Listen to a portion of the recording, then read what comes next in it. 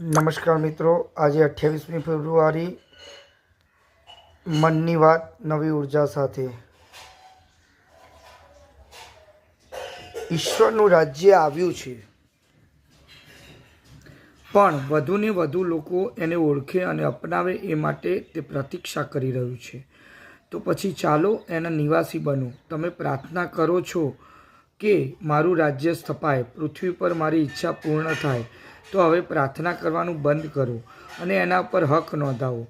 શ્રદ્ધા વિનાની પ્રાર્થના ઠાલી છે।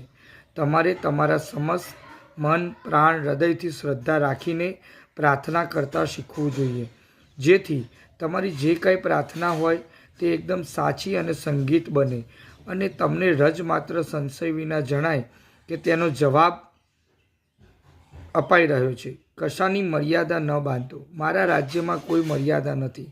મારું રાજ્ય આવ્યું છે અને મારા રાજ્યમાં બધી જ બાબતો શક્ય છે। તમારી અત્યંત માનુષી મર્યાદાઓથી તમારી જાતથી ઉપર ઉઠીને જીવતા શીખો। આત્માના પ્રદેશમાં જીવો, જ્યાં તમે મારામાં બધી જ બાબતો કરી શકો। હું તમને સબળ કરું છું અને ઊંચે ટકાવી રાખું છું, એટલે જાણો કે હું સદૈવ તમારી સાથે છું। એથી જુદું બીજું હોય પણ કેમ શકે, કારણ કે હું તમારી ભીતર જ છું।